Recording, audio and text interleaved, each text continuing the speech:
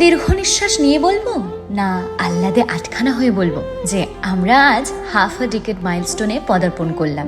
Cheers to our registry marriage and engagement anniversary, July the 4th।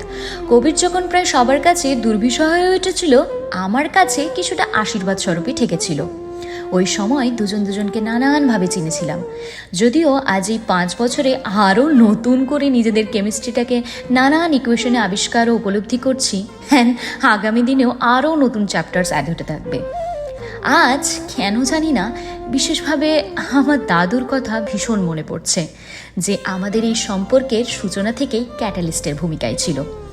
বিয়ের দেখাশোনার শুরুর থেকেই দাদু ছিল ভীষণ এক্সাইটেড।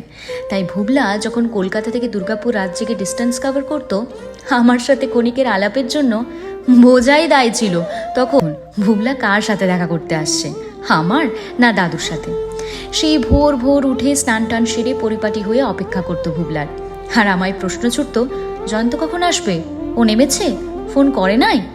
ইনফ্যাক্ট আমার ইউএসএ আসার পর এমন একটা দিন ছিল না যে সকালে আমরা কখন অফিস বেরোচ্ছি আর রাতে আমি কি খাবার রান্না করেছি খোঁজ না নেবার। প্রতিনিয়তই দিনকে রাত, রাতকে দিন গুলিয়ে ফেললেও ভুবলার সাথে ভিডিও কলে কথা না বলে ফোন রাখতো না। দাদুর মুখে হামেশাই একটা কথা লেগে থাকতো, জয়ন্তর মতো সাপোর্টিভ শান্ত নিরীহ ছেলে আর দুটো হয় না।